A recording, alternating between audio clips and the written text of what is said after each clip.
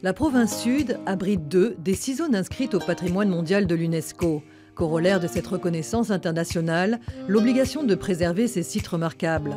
Depuis 10 ans, plusieurs mesures ont été prises dans ce sens, comme la mise en place d'une réserve intégrale à Wano, la création de plusieurs brigades de garde nature, la protection de nouvelles espèces, requins, nautiles, tricoréiers, et le renforcement de la réglementation, notamment en matière de pêche et de fréquentation des îlots. Au-delà de ces mesures très concrètes, l'inscription a surtout permis une révolution du mode de gestion de ces sites classés.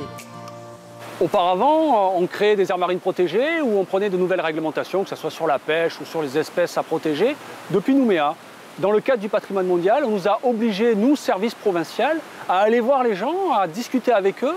On avait une idée de ce qui était important à préserver, mais on a discuté et vu avec eux pour construire un vrai plan de gestion et voir avec eux la meilleure façon de préserver ces environnements.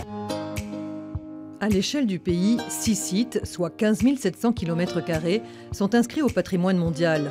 Pour les surveiller, 13 comités de gestion. Ils regroupent des représentants des collectivités et de la société civile, coutumiers, usagers, associations environnementales. Parmi elles, SOS Mangrove. Créée en septembre 2014, l'association a clairement profité de l'inscription des lagons pour faire reconnaître l'importance des mangroves. Longtemps négligées, voire malmenées, ces zones tampons ont enfin été considérées comme des écosystèmes à protéger. Si Monique Lorfanfan s'en réjouit, elle déplore par ailleurs le manque de moyens et de coordination des comités de gestion. La volonté y est, mais bon, c'est vrai qu'il va falloir un peu plus de coordination et d'aide au niveau des gens qui veulent vraiment s'impliquer, parce que bon, il y a des gens qui font beaucoup de boulot, beaucoup de travail et qu'on ne parle pas beaucoup et qui mériteraient quand même d'être aidés dans les comités de gestion. C'est ce que, bon, moi, c'est ce que j'ai vu, mon ressenti dans les différents comités où je suis allée.